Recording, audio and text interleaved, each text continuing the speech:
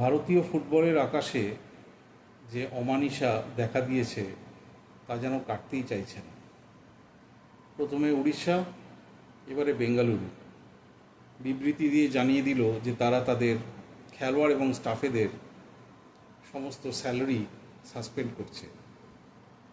আমরা জানি যে আগামী 7 তারিখে এআইএফএফ বৈঠকে বসতে চলেছে, যে 8টি দল তাদেরকে চিঠি দিয়েছে, এবং আজকে আমরা জানতে পারলাম যে এআইএফএফ সরকারিভাবে বাকি আরও 5টি দলকেও চিঠি দিয়েছে, তাদের সিইওদেরকে বৈঠকে ডেকেছে।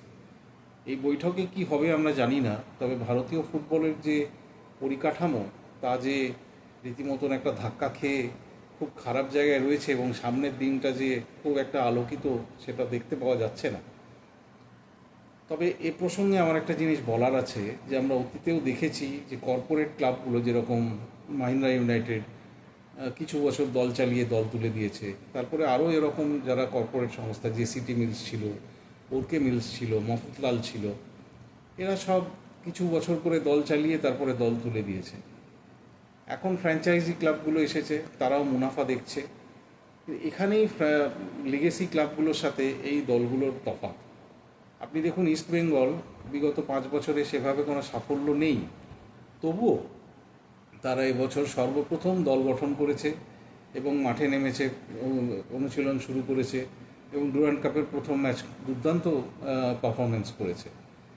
মোহনবাগানও পিছিয়ে নেই, তারাও তাদের তো দল তৈরিই ছিল প্রায় এক প্রকার, তারাও অনুশীলনে নেমে পড়েছে, এবং তাদের সামনে ACL2 খেলা আছে বলে তারাও রীতিমতন খুব সিরিয়াসলি খেলাটার মধ্যে নেমে পড়েছে।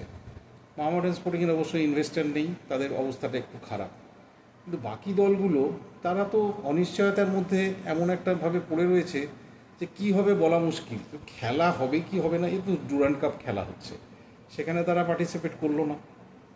ISL যা খবর তাতে কিছু একটাভাবে হবেই, কিন্তু তা বলে খেলোয়াড়দের স্যালারি, স্টাফেদের স্যালারি যদি বন্ধ করে দেয়, তাহলে তো একটা পুরো সিস্টেম ধসে যাচ্ছে।